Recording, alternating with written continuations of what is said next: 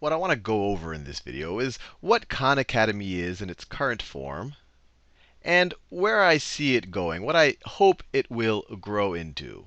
And so most of you are probably already familiar with the video library that's available at khanacademy.org. There are already about 1,400 videos covering everything from basic mathematics to college level calculus, biology, chemistry, differential equations. There's even a piece on economics. But I really see it growing well beyond the video library. And I've already started working on the software piece. This right here, this kind of map structure you see, this is the Khan Academy knowledge map. Knowledge map. And you can access it at Khan exercises.appspot.com. You just need a Google ID and you can log in. It's completely free, and hopefully it will always will be.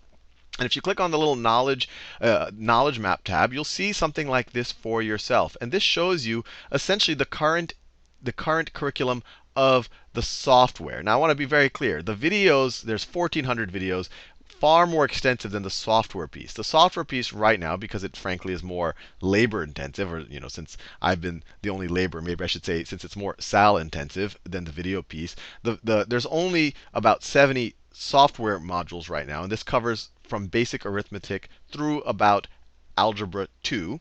But the idea here is to start everyone at the most basic level, a level that anyone can start at. And this is, this module right here is 1 plus 1 is equal to 2, or 2 plus 3 is equal to 5. And as they get streaks of 10 in a row right, it keeps moving them up at their own pace to more and more advanced topics. Over here we have level 4 linear equations, systems of equations, multiplying expressions, so on and so forth. And just to get an idea of what these look like, and if you log in, you can just click on the modules and start working on them. But this is a screenshot of one of the modules. This is a screenshot of multiplying decimals. And the paradigm that I think this type of software introduces, although it might seem very subtle, I think it's quite transformational to how we traditionally teach and learn. So the traditional model is you have a lecture. You have a lecture that normally occurs while everyone's in a room together at some scheduled time. Then you have practice in the form of homework that normally goes on at home, usually on your own. And if you get stuck, there's not much help and you get very little feedback. The book might have every other problem's answer, but you have no idea of why you got it right or wrong. And then you have some type of assessment, some type of quiz. You maybe get 80 or 90% right on that quiz. You are labeled a B student or an A student. And then you move on to the next topic. Next topic. And because of this structure, and it's really no individual's fault, it's mainly a byproduct of the system, everyone has to learn at the same pace. The lecture is 1 to 30 people at their pace. It doesn't matter if half the class is lost or half the class is bored. That's what everyone's getting. And no matter how good of a teacher you are, you have to cater to everyone. So some percentage will be lost and some percentage will be bored. And then no matter whether you get 10% wrong or 20% wrong or 30% wrong, as long as you are quote unquote passing, you move on to the next topic. And anyone familiar with math or science knows that if you have some core weaknesses, if there's 10% of exponent problems you didn't know how to do, later on when you move to more advanced topics, that's going to be a major hole in your foundation. It's going to make it almost impossible to master more advanced topics. So this is the traditional model. What this software is advocating, or maybe what I am advocating, is a model where all of this is happening simultaneously in a very data-rich environment. So you start off with instruction. That's the whole point of lectures. But when you do it within this framework, you're getting your instruction from the videos. You're getting your instruction from the video. So let's say you're seeing the multiplying decimals module for the first time in your life.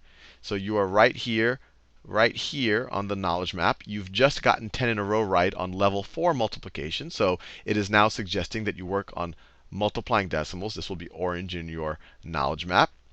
So you're seeing this for the first time. You have no idea how to do it. You can click on Watch Video, and this window will pop up. And you can watch one of, well, in this case, the multiplying decimals video from khanacademy.org. It'll be pumped directly in. And then once you watch it, you can start doing some practice problems. And once again, the paradigm here is very different. If you don't know how to do this particular problem, you can click hint, and it'll give you the exact steps, step by step, for this problem. So when the viewer first went here, they just saw the problem, and all of this highlighting and all of that happened after they started clicking hint. And I encourage you to experiment with it on khanexercises.appspot.com.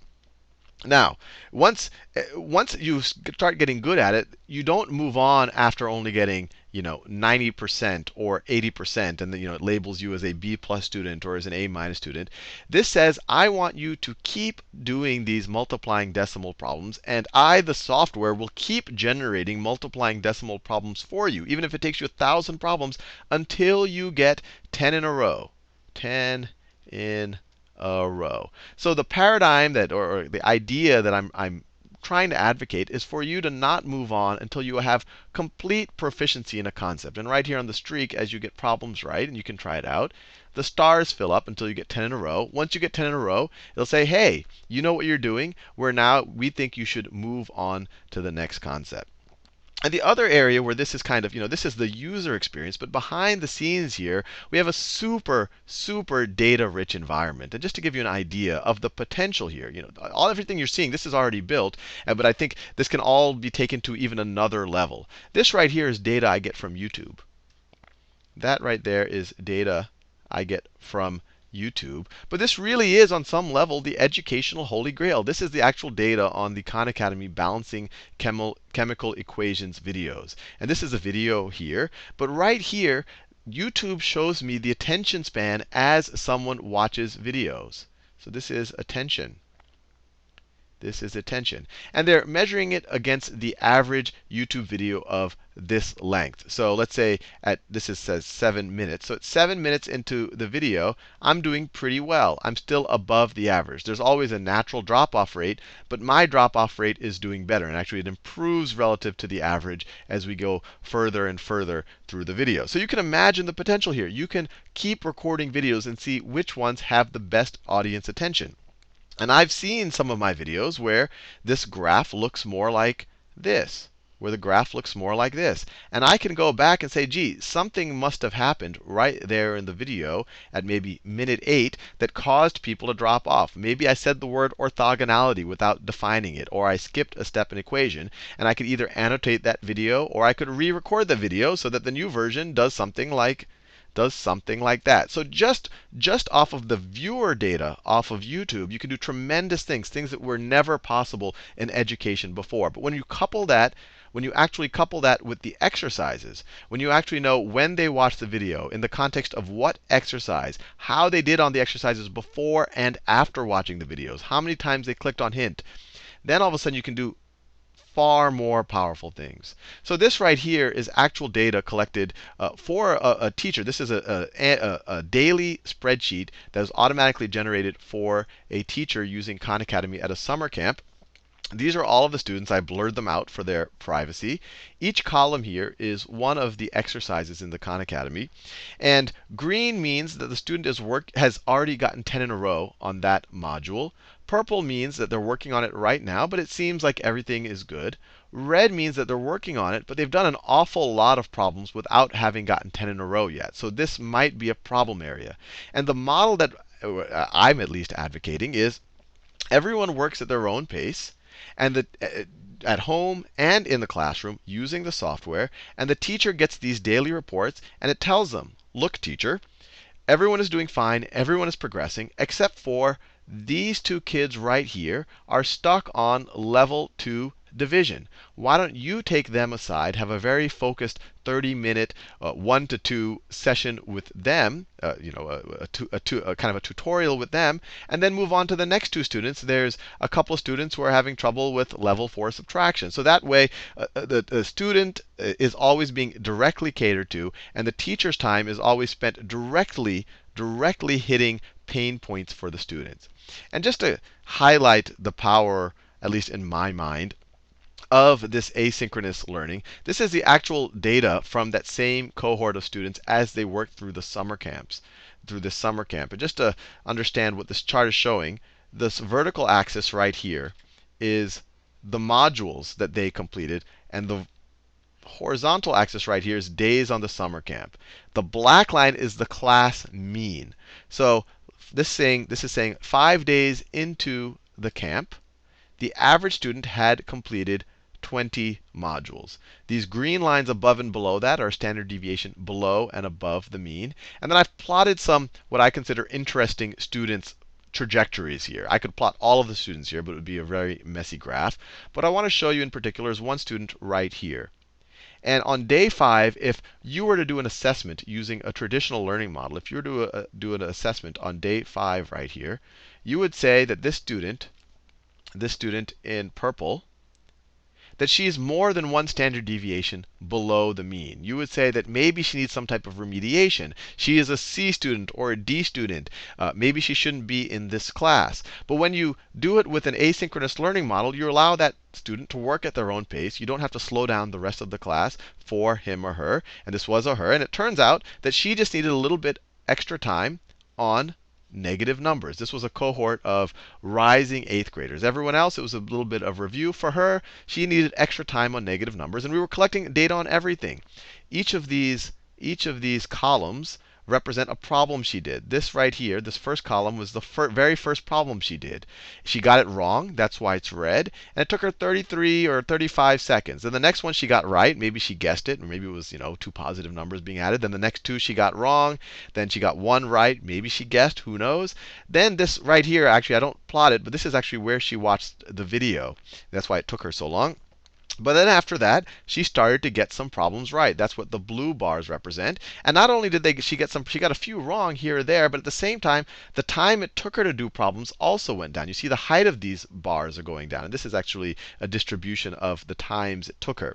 So as you can see, you can actually get granular data of what people's actual pain points are, what remediation they need without slowing anyone else down, and then directly tackle that. And you get all of the data on it. And at the same time, once she was able to get through this one pain point, not only was she not below the average, but she was able to rocket forward after she got through this. And she actually, at the end of this was actually only a month and a half, she finished as the 2nd or 3rd best student in the class. And just to give an idea of, these judgments that we place on students are so arbitrary. This back here, you might have called her a remedial student. Out here, you would see, wow, she just rocketed straight through level 3 linear equations, which are equations of this form right here, which is really above her grade level. And you would say, hey, she's maybe a gifted student. So when you let every student work at their own pace, at their own time, not pushing people forward before they're ready or holding people back, you really do see amazing results out of students.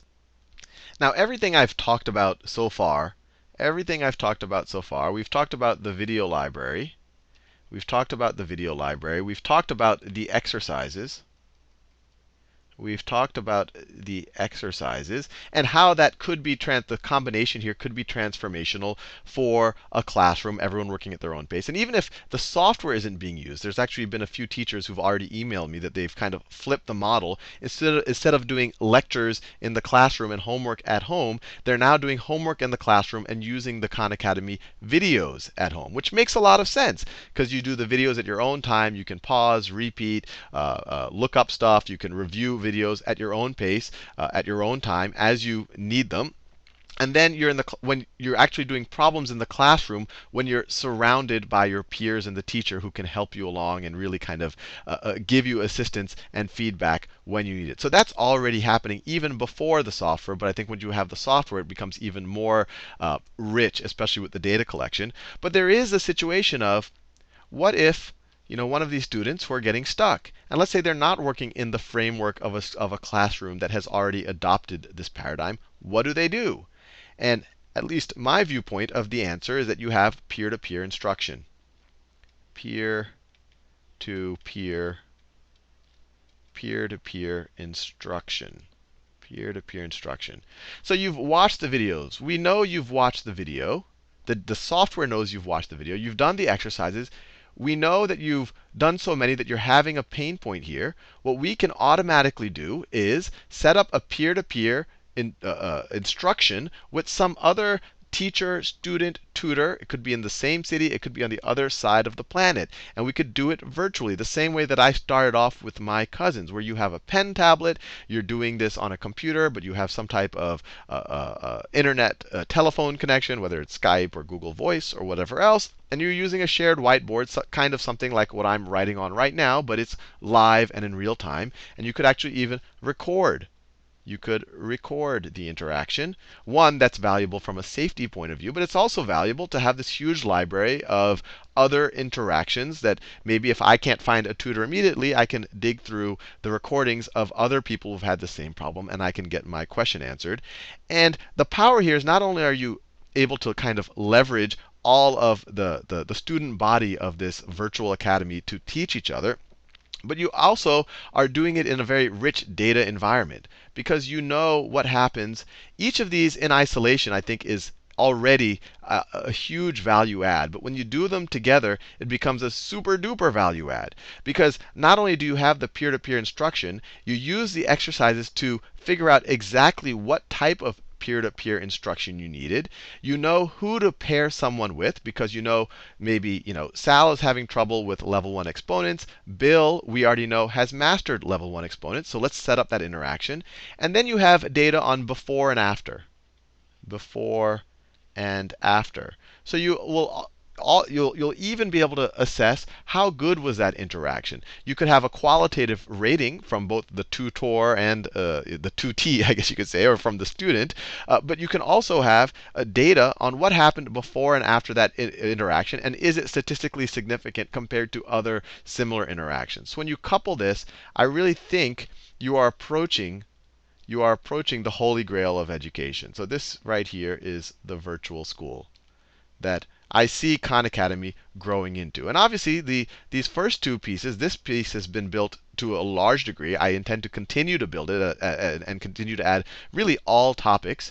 This has already started to be built, but I envision right now it goes through Algebra 2. If you look at the knowledge map, I completely see more and more of these. You could see physics problems budding off of this. You could see calculus budding off of this. You could see chemistry budding off at certain points. You could see genetics problems budding off of this. Probability. You could imagine. Right now there are 70 modules. I imagine a world where you could have 500 or 5,000 modules. So that piece can obviously build up. You could have other types of exercises that are complementary, maybe immersive type exercises. And then the part that I think has a lot of value that has yet to be built is really the peer-to-peer piece. But all of the technology already exists today, I think, to do it. Now, just to give a hint of where I think the social value is here, and I'm going to do a very quick back of the envelope calculation because I think there's a huge amount of, I think it seems appealing to a large percentage of people, but just to get an idea of how scalable, how much leverage this type of a concept can have, or how much social value it can create, let's just talk about the videos alone. Let's not even talk about the exercises or the peer-to-peer interaction. Let's just talk about the videos only in English, although they are already being translated into Spanish and Tamil and there's a group in Poland. So they could very easily be translated into every major language in the world. But let's just talk about English. Let's say we have about 500 million. There's about 500 million English speakers worldwide. That includes, I think there's about 350 million native speakers and 150 million people who are speaking English as a second language. And let's just say, this is a back of the envelope calculation. Let's just say that that 10% could potentially use these type of videos, that they are at some point in their life where they want to learn. Maybe they're teachers who want a new way to teach something, or they're people going back to college, or they are your traditional K through 12 or college students. So 10% of the population could stand to benefit. So this is, you can kind of view this as the market, but I speak of this in kind of a social enterprise point of view as the market. People who could benefit from it. So we're talking about 50 million. I actually think this number is much larger because you should include parents and teachers and really anyone who wants to learn anything. But let's just say 10% of the population. So you have a 50 million addressable market. And let's say that for whatever reason, only 10% adopt the videos. I'm only talking about the videos here. So let's just cut that down. So we're talking about 10% of the 10% addressable market of the English-speaking world, which is really only 10% of the world. So I think making very conservative assumptions here. So 10% penetration into the market. That only, for whatever reason, even though it's free and it's easily available and it's all, it's probably the most extensive resource available. Let's say, just for assumption, only 10% adopt it. We're talking about 5 million learners on a regular basis using it. And let's say that they each watch a video roughly a week. So we're talking about times, let's say 50 videos a year per person. They're just watching one video a week. The data I'm seeing right now is people are on average watching a video every 3 days. So actually, and some of them are watching 2-3 videos a day. But if we average all of the unique viewers out, it looks like they're watching a video once every 2 or 3 days. So once a week, I think, is a very conservative assumption. Remember, we're only talking about the videos right now. We're not talking about even the exercises or the peer-to-peer instruction or all of that. So if you multiply that out, you have 250 million video views per year. Khan Academy isn't there right now because it doesn't have quite that, really that mind share yet. I don't think most people are even aware that it even exists. But I'm talking about the reality where people do know it exists. So you have 250 million video views a year. We're talking about only the videos, only in English. We're making some conservative assumptions. And let's say that a video view, the social value of a video view, let's say the social value. So the social value, let's say it's, I don't know, it's $1. I'm just making an assumption here. My personal opinion, I think it's far more than that. Private tutoring in any of these topics can cost from anywhere from $10 to $50. And this, I think, is frankly better than private tutoring. My cousins have even told me that I'm better on YouTube than I am live because it's a less stressful environment. They can pause, they can repeat. But let's just say that the social value is $1, which I think is very conservative. Then the total social return that just the videos using these assumptions would produce just in English. So the social return in this scenario would be $1 times 250 million video views a year, which would be $250 million. $250 million annually. Annually. I'm not doing some type of present value where I'm looking at all of the future value created over the next 25 or 50 years. This is on an annual basis. And this is using these conservative estimates. If you translate it into the top 10 languages, you can multiply this number by 10. If you make this 10% into 20%, you can multiply by this by 2. It'll be 500 million. If you present value even this number, you're going to get something in the billions, depending on how you present value it and your discount rate and all of that. You're going to get a number that's in excess of multiple billions of dollars. And this is all, in my mind, for a very, very, very small relative investment. To support all of this, remember, the social return is calculated just from the video views. If you actually think about it replacing actual education, you compare it to what's actually spent on a per pupil basis in the developed world, $10,000 per pupil, then the numbers become really ridiculous. But if you just look at the $250 million, all of this, that's the return just on the videos, but all of this could be built, I think, by a team of 5 to 10 highly motivated engineers. 5 to 10 built and maintained. Motivated. So 5 to 10 engineers, including myself. So you're really talking about an operating budget, depending on the scale you do it at, of on the order of $1 million a year. The videos, obviously, I can keep going, and I would pay myself far less than $1 million. So just there, you're getting a huge social value. But even here, if you're looking at an operating budget of $1 million a year, you really are talking about something that has the impact to transform education on a worldwide basis and have a social return well in excess of what I think of this as kind of the base case. But even if this was the best case, $1 million a year getting a $250 million a year payback is pretty tremendous. And the last thing I want to highlight is that this is all evergreen. This is all evergreen. These videos and these modules, they don't have to be changed every year. Math and science does not change that fast. So once most of this content is built out, if I, God forbid, got hit by a bus tomorrow, this social return will still exist. It's not like as soon as these engineers disappear that all of this disappears. As long as this is maintained by some skeleton crew, you will still continue to generate this much in social return. Anyway, I want to leave you there, and hopefully that gives you a sense of what I see Khan Academy, what it is today, what I see it becoming, and I think a sense of the real value that this can have for the world.